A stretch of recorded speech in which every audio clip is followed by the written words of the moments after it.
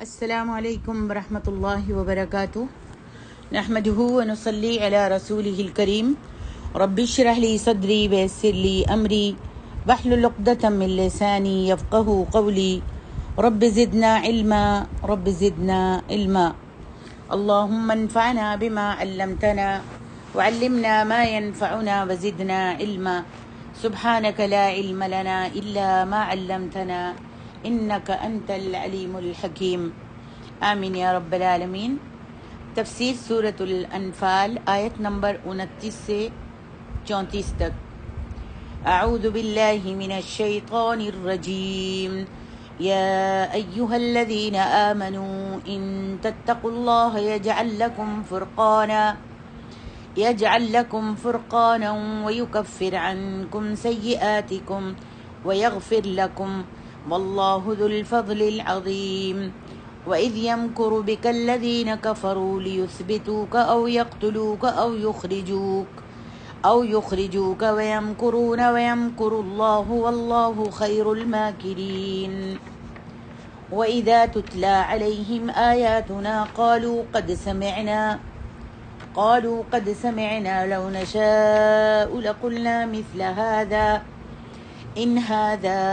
إلا أساطير الأولين وإذ قالوا اللهم إن كان هذا هو الحق من عندك فأمطر علينا حجارة من السماء أو ائتنا بعذاب أليم وما كان الله ليعذبهم وأنت فيهم وما كان الله معذبهم وهم يستغفرون وما لهم ألا يعذبهم الله وهم يصدون عن المسجد الحرام وما كانوا أولياءه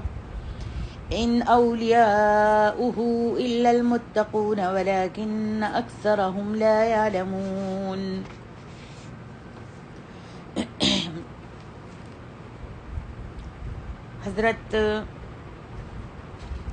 حضرت ابن عباس رضی اللہ عنہما اور دیگر کئی ایک مفسرین نے فرمایا ہے کہ فرقان کے معنی رنج و غم سے خلاصی کے ہیں، اور مجاہد فرماتے ہیں کہ دنیا اور آخرت میں رنج و غم سے مخلصی مراد ہے۔ اس آیت میں اللہ سبحانہ و تعالیٰ فرماتے ہیں یا ایہا الذین آمنوا، اے ایمان والو، ان تتقوا اللہ، اگر تم اللہ سے ڈرو تو وہ تمہارے لیے نکلنے کی راہ بنا دے گا اور تم سے تمہاری برائیاں دور کر دے گا اور تمہیں بخش بھی دے گا، اور اللہ سبحانہ و تعالیٰ بہت بڑے فضل والا ہے۔ جیسا کہ اس آیت میں فرمایا کہ فرقانہ کے معنی رنج و غم سے خلاصی کے ہیں، مخلصی کے ہیں، اور حضرت ابن عباس سے ایک روایت ہے کہ اس کے معنی نجات کے ہیں، اور ایک دوسری روایت میں ہے کہ اس کے معنی نصرت کے ہیں۔ پہلے اقوال کی نسبت ابن اسحاق کی یہ تفسیر زیادہ عموم پر مبنی ہے، اور یہ ان تمام اقوال کو مستلزم ہے، کیونکہ جو شخص اللہ تعالیٰ سے ڈر کر اس کے احکام کو بجا لائے اور اس کے منع کیے ہوئے کاموں سے اجتناب کرے تو اسے یقیناً حق و باطل میں فرق کرنے کی توفیق بھی مل جاتی ہے۔ جیسے کہ ایک روایت میں ہے کہ اس کے معنی نصرت کے ہیں۔ محمد بن اسحاق کا قول ہے کہ اس کے معنی حق و باطل میں فرق کے ہیں۔ تو پہلے تمام اقوالوں کی نسبت ابن اسحاق کی یہ تفسیر زیادہ عموم پر مبنی ہے، اور یہ ان تمام اقوال کو مستلزم ہے، کیونکہ جو شخص اللہ تعالیٰ سے ڈر کر اس کے احکام کو بجا لائے اور اس کے منع کیے ہوئے کاموں سے اجتناب کرے تو اسے یقیناً حق و باطل میں فرق کرنے کی توفیق بھی مل جائے گی، اور یہ توفیق یقیناً اس کی فتح، نصرت اور نجات، دنیا کے رنج و غم سے مخلصی، روز قیامت کی سعادت، گناہوں کی بخشش اور کفارہ لوگوں سے عیوب کی پردہ پوشی اور اللہ کی طرف سے بے پایاں اجر و ثواب کے حصول کا سبب بنے گی۔ یعنی مطلب ہے کہ فرمائے مطلب ہے اس آیت کا حاصل یہ ہے کہ اگر تم اس بات سے ڈرتے رہے کہ تم سے کوئی ایسا فعل سرزد نہ ہو، ایسا کوئی گناہ یا ایسا کوئی کام سرزد نہ ہو جو اللہ کی رضا کے خلاف ہو، تو اللہ تعالیٰ تمہارے اندر ایسا نور بصیرت یا قوت تمیز پیدا کر دے گا جو زندگی کے ہر موڑ پر تمہاری رہنمائی کرے گا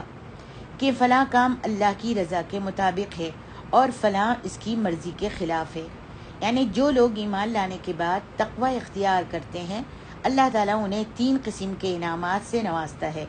ایک تو ان میں حق و باطل میں تمیز کرنے کی بصیرت پیدا ہو جاتی ہے، دوسرے ان کی برائیوں کو اللہ تعالیٰ مٹا دیتا ہے، اور تیسرے ان کے اکثر و بیشتر گناہ معاف بھی کر دیے جاتے ہیں۔ اور تقوی کے یہ ثمرات محض تقوی کی بنا پر نہیں بلکہ اس لیے ہوتے ہیں کہ اللہ تعالیٰ لا محدود فضل کا مالک ہے، جیسا کہ اللہ نے فرمایا واللہ ذو الفضل العظیم، اللہ سبحانہ و تعالیٰ بہت بڑے فضل والا ہے۔ اور یہ سب ثمرات محض تقوی کی بنا پر نہیں ملتے کہ یہ ان کو حق و باطل میں تمیز کرنے کی بصیرت پیدا ہوتی ہے اور ان کی برائیوں کو اللہ مٹا دیتا ہے اور ان کے اکثر و بیشتر گناہوں کو معاف کر دیتا ہے۔ یہ تقوی کے ثمرات تقوی کی بنا پر ہی نہیں ملتے بلکہ اس واسطے ملتے ہیں کہ اللہ تعالیٰ لا محدود بہت زیادہ اور بہت بڑا فضل کا مالک ہے۔ آگے ارشاد ربانی ہے وَإِذْ يَمْكُرُ بِكَ الَّذِينَ كَفَرُوا لِيُثْبِتُوكَ أَوْ يَقْتُلُوكَ أَوْ يُخْرِجُوكَ وَيَمْكُرُونَ وَيَمْكُرُ اللَّهُ وَاللَّهُ خَيْرُ الْمَاكِرِينَ۔ اور اے نبی آپ کہہ دیجئے جب وہ لوگ جنہوں نے کفر کیا آپ کے بارے میں تدبیریں کر رہے تھے تاکہ وہ آپ کو قید کر دیں یا آپ کو قتل کر دیں یا آپ کو مکہ سے نکال دیں، اور وہ تدبیریں کر رہے تھے اور اللہ بھی تدبیر کر رہا تھا، اور اللہ سبحانہ و تعالیٰ بہترین تدبیر کرنے والا ہے۔ اللہ اکبر۔ حضرت ابن عباس رضی اللہ عنہما اور مجاہد اور قتادہ کا قول ہے کہ لیثبتوک کے معنی ہیں آپ کو قید کر دیں، اور اسبات کے معنی قید کرنے کے ہیں۔ امام محمد بن اسحاق بن یسار صاحب مغازی نے عبداللہ بن ابو نجیح از مجاہد کی سند کے ساتھ حضرت ابن عباس رضی اللہ عنہما سے بیان کرتے ہوئے کہا کہ مجھ سے کلبی نے بازان مولا ام ہانی سے اور انہوں نے حضرت ابن عباس سے روایت کیا ہے کہ قریش کے ہر قبیلے کے سرداروں پر مشتمل ایک جماعت جب دار الندوہ میں داخل ہونے کے لیے جمع ہوئی، یعنی جب کچھ مسلمان ہجرت کر کے جب مدینے چلے گئے، تو کفار مکہ کو خطرہ لاحق ہوا کہ اگر محمد صلی اللہ علیہ وسلم یہاں مکہ سے ہمارے ہاتھوں سے نکل گئے تو پھر یہ خطرہ ہمارے قابو سے نکل جائے گا، لہذا جیسے بھی ممکن ہو اس کا علاج فوری طور پر ہم کو سوچنا چاہیے۔ اس غرض کے لیے انہوں نے دار الندوہ میں میٹنگ کی اور شرکائے مجلس سے تجاویز اور رائے طلب کی گئی۔ جب سب جمع ہو گئے تو ان سے تجاویز پیش کی گئی اور ان سے رائے طلب کی گئی، تو وہاں پر سب کی رائے جو تھی مختلف تھیں۔ تو جب سب جمع ہو رہے تھے دار الندوہ میں میٹنگ کے لیے، تو وہاں پر ان لوگوں میں سے ابلیس ایک بہت خوشنما بوڑھے کی شکل میں، بہت زیادہ شیخ کی صورت بنا کر، داڑھی اور بہت اچھے کپڑا لباس پہن کر ایک بوڑھے کی شکل میں آیا۔ انہوں نے جب اس کو دیکھا تو اس سے پوچھا تم کون ہو؟ تو اس نے کہا میں نجد کا رہنے والا ایک شیخ ہوں، سنا تھا کہ آپ لوگ ایک قرارداد کے مطابق جمع ہو رہے ہیں تو میں بھی چلا آیا تاکہ تم میری رائے بھی لو اور میں تم کو رائے دوں اور تم میری خیر خواہی سے محروم نہ رہو۔ انہوں نے کہا اچھا چلو اچھی بات ہے آؤ۔ تو اس طرح وہ بھی ان کے ساتھ دار الندوہ میں داخل ہو گیا شیطان، اور کہنے لگا کہ اس آدمی کے بارے میں اچھی طرح غور کرو، اللہ کی قسم یہ تم پر عنقریب غالب آ جائے گا، یعنی محمد کے بارے میں تم اچھی طرح غور کرو، اللہ کی قسم یہ تم پر عنقریب غالب آ جائے گا۔ ان میں سے ایک نے کہا، جو سردار جمع ہوئے تھے ان میں سے ایک نے کہا کہ اسے لوہے کی ہتھکڑیوں میں جکڑ کر کسی جگہ قید کر دو، محمد صلی اللہ علیہ وسلم کو، پھر اس کی موت کا انتظار کرو، جس طرح کہ اس سے پہلے کے شعراء زہیر اور نابغہ پر موت آئی تھی، کیونکہ یہ بھی انہی جیسا ایک شاعر ہی ہے۔ یہ سن کر اللہ کا یہ دشمن شیخ جو تھا، شیطان جو شیخ کی صورت میں آیا تھا اور اپنے آپ کو نجدی کہتا تھا، چیخا اور چیخ کر کہنے لگا کہ نہیں واللہ تمہاری یہ رائے بالکل ٹھیک نہیں ہے، کیونکہ اللہ کی قسم اس کا رب اسے قید سے نکال کر اس کے ساتھیوں کے پاس پہنچا دے گا، اور یہ بھی ممکن ہے کہ اس کے ساتھی تم پر حملہ کر کے اسے تمہارے ہاتھوں سے چھین لیں گے اور اس کی حفاظت کریں گے، اور مجھے یہ بھی یہ خدشہ ہے کہ یہ تمہیں تمہارے علاقے سے یعنی مکہ سے نکال دیں گے۔ قریشیوں نے کہا کہ شیخ تو سچی بات کہہ رہے ہیں، ٹھیک کہہ رہا ہے، لہٰذا اس کے علاوہ اور رائے سوچو۔ تو پھر ان میں سے ایک شخص نے کہا کہ اسے اپنے پاس سے نکال دو، یعنی محمد کو اپنے پاس سے نکال دو، اس طرح تم اس سے آرام پالو گے، اور جب وہ نکل جائے گا تو تمہیں کوئی نقصان نہیں ہوگا کہ وہ کیا کرتا ہے اور کہاں جا کر رہتا ہے، کیونکہ اس طرح اس کی ایذا، اس کی تکلیف تم سے ختم ہو جائے گی اور تم آرام پالو گے، اور اس کا معاملہ اب دوسرے لوگوں سے ہوگا۔ شیخ نجدی جو شیطان تھا اس نے کہا نہیں واللہ تمہاری یہ رائے بھی ٹھیک نہیں ہے، کیا تم نے اس کی شیرینی گفتار اور خوبصورت کلام اور اس کا میٹھا انداز اور اس کی بات کرنے کا انداز اور اس کی باتوں کے دلوں پر اثر انداز ہونے کی کیفیت کو نہیں دیکھا؟ واللہ اگر تم نے ایسا کیا تو مجھے یہ ڈر ہے کہ وہ عرب کے جس قبیلے میں ٹھہرے گا تو وہ اس کی شیریں کلام اور بہترین کلام کی وجہ سے اس کے ماننے والے بن جائیں گے، اس کے پیروکار بن جائیں گے، پھر وہ انہیں لے کر تم پر حملہ آور ہوگا سب کو لے کر، اور تمہیں تمہارے علاقے سے یعنی مکہ سے نکال کر باہر کر دے گا اور تمہارے سرداروں کو بھی قتل کر دے گا۔ قریشیوں نے کہا واللہ شیخ تو بہت اچھی بات کہتا ہے اور سچ کہہ رہا ہے، لہذا اس کے علاوہ اور کوئی رائے اختیار کرو۔ چنانچہ وہاں پر ابو جہل بھی تھا۔ ابو جہل لعنہ اللہ نے کہا واللہ میری رائے ہے، اور میں نہیں سمجھتا کہ کسی نے اب تک اس رائے کا اظہار کیا ہو، جو میں رائے دے رہا ہوں میں نہیں سمجھتا ایسی رائے کسی نے دی ہو،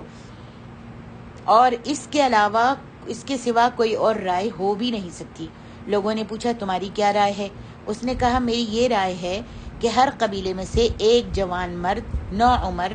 قوی آدمی، شریف النفس لے لیں، یعنی ایک بہادر جوان مرد ہو اور جوان ہو، نوعمر ہو اور بہت زیادہ قوت والا ہو، شریف النسب ہو، اس کو لے لیتے ہیں ہر قوم میں سے، ہر قبیلے میں سے، ان میں سے ہر ایک کے ہاتھ میں تلوار دے دیں، پھر یہ سب جوان مرد اس پر اس طرح محمد پر اس طرح ایک دفعہ حملہ کریں، کیونکہ یہ ایک ہی شخص کا وار ہو، ایک دفعہ حملہ کریں، سب مل کر تلوار سے محمد پر ایک دفعہ حملہ کریں، اور اس سے یہی پتہ چلے گا کہ یہ ایک ہی شخص کا وار ہوا ہے، اور اس طرح جب یہ اسے قتل کر دیں گے تو اس کا خون جو ہے تمام قبیلوں پر بڑھ جائے گا، اور یہ میں سمجھتا ہوں کہ خاندان بنی ہاشم سارے قریش سے جنگ نہیں کر سکیں گے، اور وہ خون بہا لینے پر بھی راضی ہو جائے گا، اس طرح ہم اس سے آرام پالیں گے اور اس کی مصیبت جو ہے ختم ہو جائے گی۔ یہ سن کر جو شیطان تھا وہ کہنے لگا واللہ یہ رائے تو بہت ہی مناسب ہے، اس نوجوان نے بہت خوب رائے پیش کی ہے، بہت اچھی رائے پیش کی ہے، میرے نزدیک بھی اس کے سوا اور کوئی رائے قابل قبول نہیں ہو سکتی۔ اس کے بعد سب لوگ اس رائے پر اتفاق کر کے اپنے گھروں کو چلے گئے۔ ابو جہل کی رائے دینے کا مطلب یہ تھا کہ جب سب ایک بار مل کر، نوجوان سب مل کر، ہر قبیلے کا ایک نوجوان مل کر جب حملہ کرے گا تلوار سے، تو ظاہر بنو عبد مناف سب قبیلوں سے لڑائی کا خطرہ مول نہیں لے سکتے، لا محالہ پھر ان کو خون بھی معاف کرنا پڑے گا۔ جو سب قبائل مل کر حصہ کریں گے۔ یہ رائے سن کر شیطان کی آنکھوں میں چمک پیدا ہو گئی اور اس نے اس رائے کو پسند کیا، پھر سب اتفاق کر کے اپنے گھروں کو چلے گئے۔ ادھر یہ مشورے ہو رہے تھے، ادھر اللہ سبحانہ و تعالیٰ نے وحی کے ذریعے اپنے نبی کو اس مجلس کی کارروائی سے مطلع کر دیا، آگاہ کر دیا، اور ہجرت کی اجازت بھی دے دی۔ آپ نبی علیہ الصلوۃ والسلام کڑکتی دوپہر میں جب لوگ عموماً آرام کر رہے تھے چھپتے چھپاتے حضرت ابوبکر رضی اللہ عنہ کے گھر گئے اور انہیں بتلایا کہ ہجرت کی اجازت مل گئی ہے۔ حضرت ابوبکر رضی اللہ عنہ پہلے ہی اس موقع کے منتظر بیٹھے تھے، چنانچہ حضرت ابوبکر رضی اللہ عنہ کے ساتھ چھپتے چھپاتے آپ غار ثور تک پہنچ گئے، اور انشاءاللہ آگے اس کی تفصیل کسی اور مقام پر بیان کی جائے گی۔ تو جب غار ثور تک پہنچ گئے، اسی رات قاتلوں نے جو پروگرام بنایا ہوا تھا، سب نے آن کر آپ کے گھر کا محاصرہ کرنے کا پروگرام بنا رکھا تھا رات کو، تو سب نے آن کر محاصرہ کر لیا آپ کے گھر کا۔ آپ تو نکل گئے تھے گھر سے، اور وہ بر وقت اپنی ڈیوٹی پر سب پہنچ گئے۔ جب صبح تک نبی علیہ الصلوۃ والسلام گھر سے نہ نکلے تو پھر وہ سب خود بخود اندر داخل ہو گئے، تو دیکھا کہ حضرت علی رضی اللہ عنہ کے سوا کوئی بھی موجود نہیں تھا۔ آپ محمد صلی اللہ علیہ وسلم کے بستر پر چادر اوڑھ کر لیٹے ہوئے تھے حضرت علی، اور جب انہیں معلوم ہوا کہ نبی علیہ الصلوۃ والسلام جا چکے ہیں تو ان کی برہمی کی کوئی انتہا نہ رہی، بہت غصے ہوئے، کیونکہ اللہ تبارک و تعالیٰ نے ان کی اس پورے ہاؤس کی منظور کردہ تدبیر کو بری طرح ناکام بنا دیا تھا۔ اللہ اکبر۔ اللہ سبحانہ و تعالیٰ نے آپ کی مدینہ منورہ میں تشریف آوری کے بعد سورۃ انفال کو نازل فرمایا، اور یہ جو بستر ہے جہاں پر حضرت علی لیٹے ہوئے تھے، یہاں پر حضرت علی لیٹ گئے نبی علیہ الصلوۃ والسلام کے بستر پر۔ آپ یہاں پر روزانہ آرام فرمایا کرتے تھے، اور ساتھ ہی جبریل نے بتایا کہ اللہ تعالیٰ نے آپ کو یہاں سے ہجرت کرنے کی اجازت عطا فرما دی، تو اللہ تعالیٰ نے آپ کی مدینہ منورہ میں تشریف آوری کے بعد سورۃ انفال کو نازل فرمایا، اور اس میں اپنے اس احسان کا ذکر کرتے ہوئے فرمایا وَإِذْ يَمْكُرُ بِكَ الَّذِينَ كَفَرُوا لِيُثْبِتُوكَ أَوْ يَقْتُلُوكَ أَوْ يُخْرِجُوكَ وَيَمْكُرُونَ وَيَمْكُرُ اللَّهُ وَاللَّهُ خَيْرُ الْمَاكِرِينَ۔ اے نبی، اس وقت کو یاد کیجئے جب کافر لوگ آپ کے بارے میں تدبیریں کر رہے تھے کہ وہ آپ کو قید کر دیں، یا آپ کو جان سے مار دیں، یا مکے سے نکال دیں، اور ادھر یہ تدبیریں کر رہے تھے، وہ تدبیریں کر رہے تھے، اور ادھر اللہ بھی تدبیر کر رہا تھا۔ اللہ سبحانہ و تعالیٰ سب سے بہتر تدبیر کرنے والا ہے، سبحان اللہ۔ اللہ رب العالمین نے نبی علیہ الصلوۃ والسلام کو ان سے نجات دی اور آپ نے ہجرت کی۔ آگے ارشاد ربانی ہے وَإِذَا تُتْلَى عَلَيْهِمْ آيَاتُنَا قَالُوا قَدْ سَمِعْنَا لَوْ نَشَاءُ لَقُلْنَا مِثْلَ هَذَا إِنْ هَذَا إِلَّا أَسَاطِيرُ الْأَوَّلِينَ۔ اور جب ان پر ہماری آیتیں پڑھی جاتی ہیں تو وہ کہتے ہیں یقیناً ہم نے سن لی، اگر ہم چاہیں تو اس طرح کا کلام ہم بھی کہہ سکتے ہیں، یہ تو اگلے لوگوں کی داستانیں ہیں، یہ تو اگلے لوگوں کی داستانیں ہیں۔ اللہ سبحانہ و تعالیٰ نے قریش کے کفر، سرکشی، دشمنی اور عناد کا ذکر کرتے ہوئے فرمایا ہے کہ وہ جب اللہ تعالیٰ کی آیات کو سنتے تو باطل دعویٰ کرتے ہوئے یہ کہتے تھے قد سمعنا لو نشاء لقلنا مثل هذا،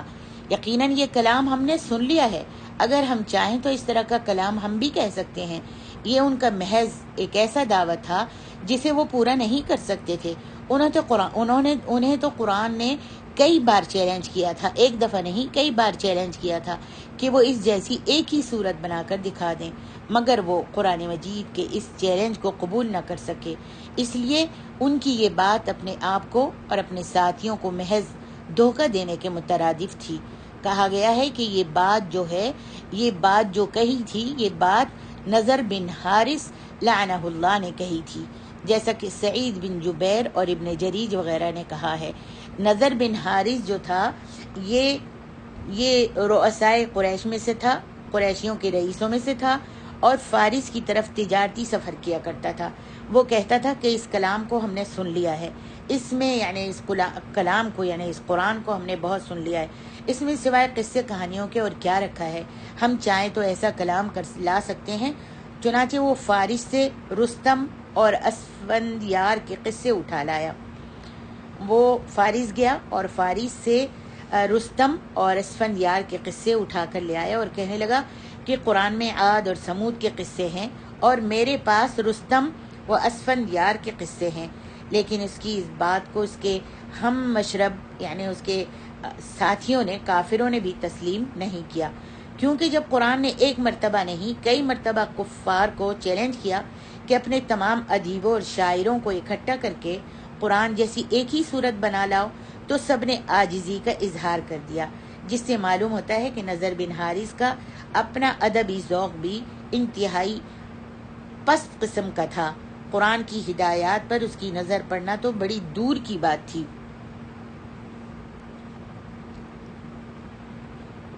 تو یہ کہتا تھا کہ رستم اور اسفندیار کے قصے میرے پاس ہیں، اور جب وہ واپس آئے تو اس نے دیکھا کہ اللہ تعالیٰ نے محمد صلی اللہ علیہ وسلم کو نبی بنا کر مبعوث فرما دیا ہے اور آپ لوگوں کو قرآن پڑھ پڑھ کر سنا رہے ہیں۔ نبی علیہ الصلاۃ والسلام جب کسی مجلس سے اٹھتے تو پھر وہاں یہ نظر بیٹھ جاتا اور لوگوں کو رستم اور اسفندیار کے قصے سنانے لگ جاتا، پھر کہتا اے اللہ تو ہی بتا ہم میں سے کس کے قصے اچھے ہیں، میرے یا محمد کے؟ نعوذ باللہ۔ یہی وجہ ہے کہ جب یہ غزوہ بدر میں قیدی بن کر آیا تو نبی علیہ الصلاۃ والسلام نے حکم دیا کہ آپ کے سامنے اس کی گردن اڑا دی جائے۔ آپ کے اس ارشاد کے مطابق اس کی گردن کو اڑا دیا گیا، وللہ الحمد۔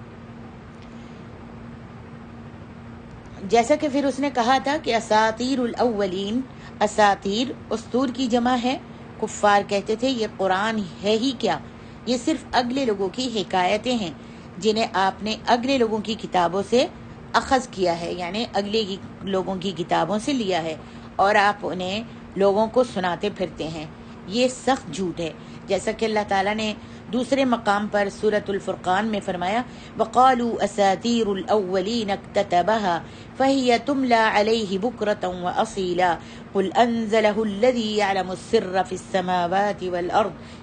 إِنَّهُ كَانَ غَفُورًا رَحِيمًا۔ اور کہتے ہیں کہ یہ پہلے لوگوں کی کہانیاں ہیں جن کو اس نے جمع کر رکھا ہے اور وہ صبح شام اس پر پڑھی جاتی ہیں۔ کہہ دیجئے کہ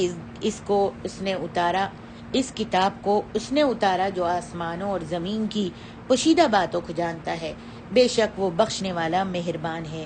جو شخص اس کی طرف توبہ اور رجوع کر لیتا ہے تو وہ اس کی توبہ کو قبول کرتے ہوئے اس کو معاف فرما دیتا ہے۔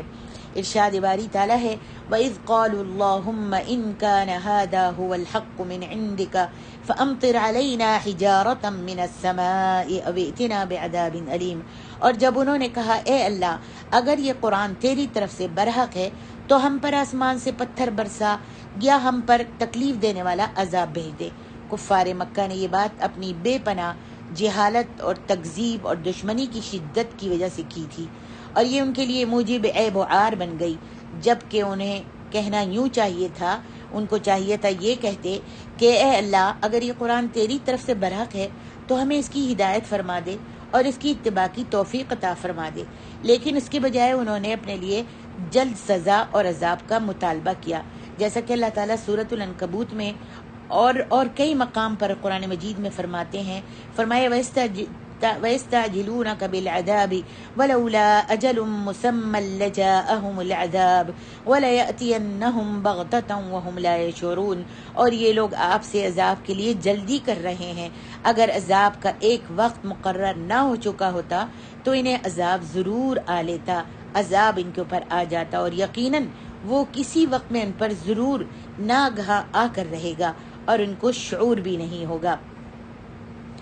سابقہ امتوں کے جاہلوں نے بھی اسی طرح کہا تھا، مثلا قوم شعیب نے ان سے کہا تھا فَأَسْقِطْ عَلَيْنَا كِسَفًا مِّنَ السَّمَاءِ إِن كُنتَ مِنَ الصَّادِقِينَ۔ سورہ شعراء میں اللہ فرماتے ہیں اگر تو سچوں میں سے ہے تو ہم پر آسمان سے ایک ٹکڑا گرا دے۔ اور ان کفار مکہ نے یہ کہا اللہم ان کان ھذا ھو الحق من عندک فامطر علینا حجارۃ من السماء او ائتنا بعذاب علیم۔ اے اللہ اگر یہ قرآن تیری طرف سے برحق ہے تو ہم پر آسمان سے پتھر برسا یا ہم پر تکلیف دینے والا عذاب بھیج دے۔ اللہ اکبر۔ حضرت انس بن مالک کہتے ہیں کہ یہ بات ابو جہل نے کہی تھی، یہ بات ابو جہل نے کہی تھی اور از راہ طنز کے کہی تھی اور مسلمانوں کو سنا کر کہی تھی، جس کا مطلب یہ تھا کہ اگر یہ مسلمان سچے ہیں تو جس قدر دکھ اور تکلیفیں ہم انہیں پہنچا رہے ہیں اس کی پاداش میں، اس کے بدلے میں تو ہم پر اب تک آسمان سے عذاب نازل ہو جانا چاہیے تھا، اور وہ عذاب چونکہ آج تک ہم پر نازل نہیں ہوا، لہذا مسلمانوں کا دین جو ہے وہ جھوٹا ہے اور یہ اللہ کی طرف سے نہیں ہو سکتا۔ ابو جہل کی اس دعا کا ایک جواب تو پہلے اسی صورت میں گزر چکا ہے جو آپ پڑھ چکی ہیں، جہاں اللہ سبحانہ و تعالیٰ نے کافروں کو مخاطب کر کے فرمایا کہ اس غزوہ بدر سے پہلے تم حق اور باطل میں فیصلہ کرنے کے لیے دعائیں کرتے تھے، سو اب غزوہ بدر کی صورت میں میرا فیصلہ تم کو معلوم ہو چکا، اور اگر تم لوگ اب بھی باز آ جاؤ تو تمہارا بھلا اس میں ہے کہ، اور اگر اب بھی باز نہ آئے تو پھر میں تمہیں دوبارہ ایسی ہی سزا دوں گا۔ دوسرا جواب انشاءاللہ اگلی آیت میں آئے گا۔ فرمایا آگے ارشاد اللہ سبحانہ و تعالیٰ ارشاد فرماتے ہیں وَإِذْ قَالُوا اللَّهُمَّ إِنْ كَانَ هَذَا هُوَ الْحَقُّ مِنْ عِنْدِكَ فَأَمْطِرْ عَلَيْنَا حِجَارَةً مِنَ السَّمَاءِ أَوْ ائْتِنَا بِعَذَابٍ أَلِيمٍ۔ ابو جہل کے اس قول کے جواب میں، اور یہ بات جو ہے، جو عذاب اتارنے کی بات جو ہے، یہ ابو جہل کا مطالبہ تھا، یہ ابو جہل نے بات کہی تھی کہ آسمان سے ہمارے اوپر یا تو عذاب آ جائے یا پھر ہم پتھروں کی بارش نازل فرما دے۔ ابو جہل کے اس قول کے جواب میں یہ آیت نازل ہوئی، وَمَا كَانَ اللَّهُ لِيُعَذِّبَهُمْ وَأَنْتَ فِيهِمْ وَمَا كَانَ اللَّهُ مُعَذِّبَهُمْ وَهُمْ يَسْتَغْفِرُونَ۔ جیسا کہ حدیث میں آتا ہے، حضرت مالک کہتے ہیں کہ ابو جہل نے یہ کہا تھا کہ اللہ اگر یہ قرآن تیری طرف سے نازل شدہ سچا کلام ہے تو ہم پر آسمان سے پتھر برسا یا کوئی عذاب ہم پر بھیج دے۔ اس کے جواب میں اگلی آیات وما کان اللہ سے لے کر عن المسجد الحرام تک اللہ تعالیٰ نے نازل فرمائی۔ بخاری شریف کی حدیث ہے یہ۔ ابو موسیٰ کہتے ہیں کہ آپ نے فرمایا اللہ تعالیٰ نے میری امت کے لیے 2 امان کی چیزیں اتاری ہیں۔ پھر یہ آیت پڑھی، فرمایا جب میں دنیا سے چلا گیا تو تمہارے لیے امن کی چیز استغفار کو قیامت تک کے لیے چھوڑ جاؤں گا۔ تفسیر ابن کثیر میں حافظ ابن کثیر لکھتے ہیں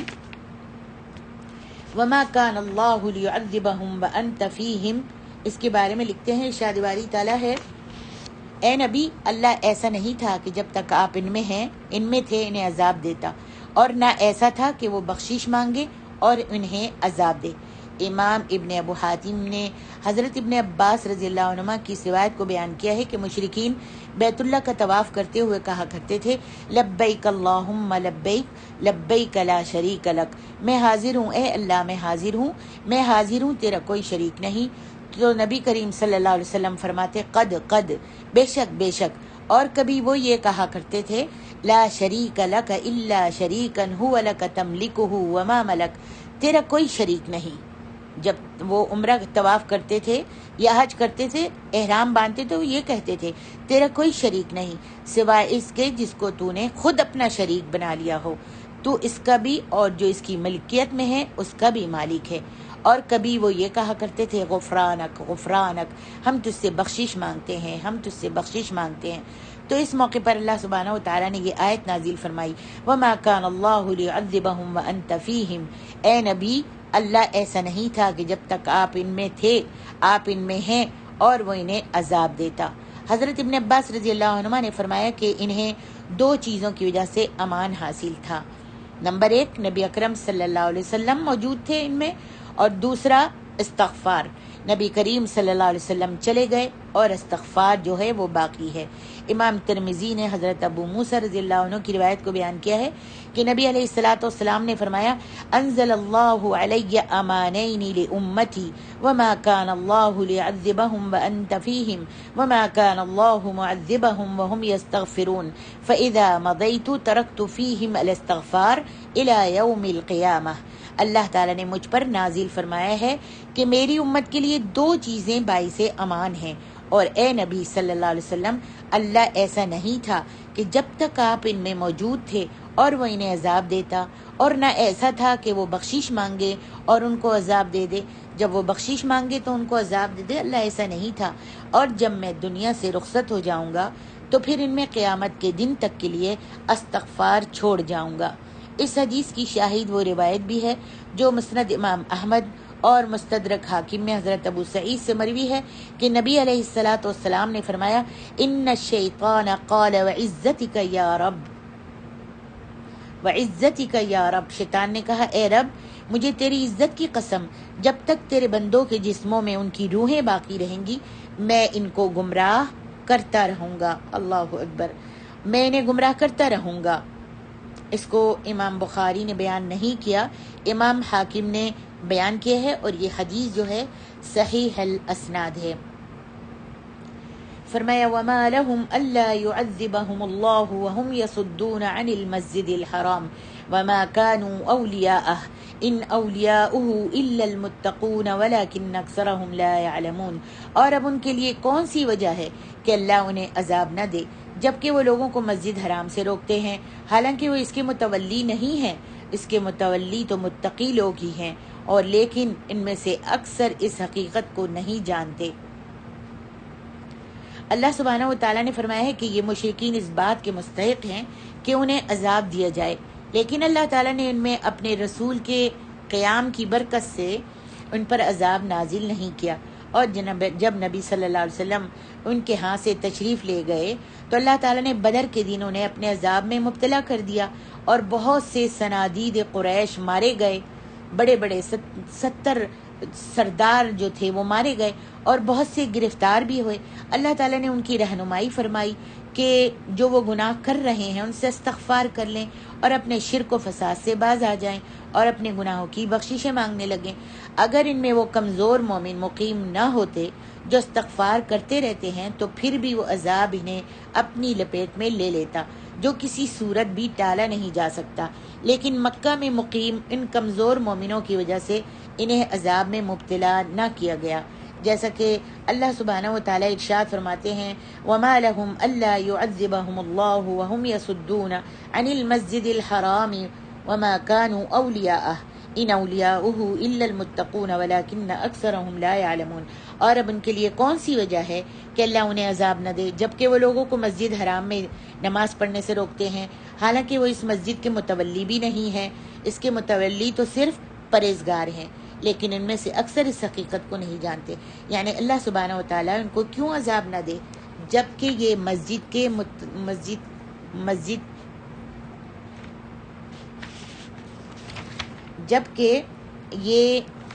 مسجد حرام سے جو مکے میں واقع ہے اہل ایمان کو اس میں نماز پڑھنے اور طواف کرنے سے روکتے ہیں، اسی لیے اللہ تعالیٰ نے فرمایا وما كانوا اولیاء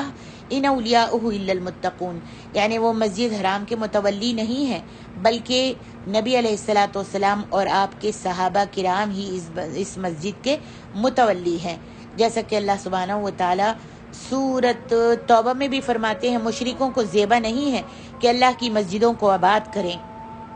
جبکہ وہ اپنے آپ پر کفر کی گواہی دے رہے ہیں، انہی لوگوں کے سب اعمال بیکار ہیں اور یہ ہمیشہ دوزخ میں رہیں گے۔ اللہ کی مسجدوں کو تو صرف وہ لوگ آباد کرتے ہیں جو اللہ پر اور روز قیامت پر ایمان لاتے اور نماز پڑھتے اور زکوٰۃ ادا کرتے ہیں اور اللہ کے سوا کسی سے نہیں ڈرتے، لہذا ہو سکتا ہے کہ یہی لوگ ہدایت یافتہ لوگوں میں سے ہوں گے۔ اس آیت کی تفسیر میں امام عبد الرحمن کیلانی صاحب لکھتے ہیں تفسیر القرآن میں ان لوگوں کے عذاب کے مستحق ہونے میں کوئی شبہ نہیں، اگر ان پر عذاب نہیں آ رہا تو اس کی کچھ وجوہ ہیں اور ان کے عذاب کے مستحق ہونے کی بھی 2 وجہیں ہیں۔ ایک یہ کہ انہوں نے مسلمانوں پر بیت اللہ میں داخلے پر پابندی لگا رکھی ہے، اور دوسری وجہ یہ ہے کہ انہوں نے بیت اللہ پر غاصبانہ قبضہ کر رکھا ہے اور کہتے ہیں کہ ہم اس کے متولی ہیں کیونکہ ہم حضرت ابراہیم علیہ السلام کی اولاد ہیں، حالانکہ متولی کو یہ حق نہیں پہنچتا کہ وہ کسی کو بیت اللہ میں داخل ہونے سے روک دے۔ نیز یہ کہ تولیت کے لیے سیدنا ابراہیم علیہ السلام کی اولاد سے ہونا کافی نہیں ہے، متولی ہونے کے لیے حضرت ابراہیم کی اولاد سے ہونا کافی نہیں ہے، بلکہ یہ بھی ضروری ہے کہ وہ حضرت ابراہیم کے دین پر ہو اور وہ موحد تھے، مشرک نہیں تھے۔ یعنی اگر اولاد ابراہیم مشرک ہیں تو اس سے تولیت چھن کر اس شخص کو دی جائے گی جو موحد اور پرہیزگار ہو، خواہ وہ اولاد ابراہیم سے ہو یا نہ ہو۔ کعبے کی تولیت کے لیے شرط اول جو ہے وہ پرہیزگاری اور اللہ کا تقوی ہے، حضرت ابراہیم کی اولاد ہونا نہیں ہے۔ واللہ اعلم۔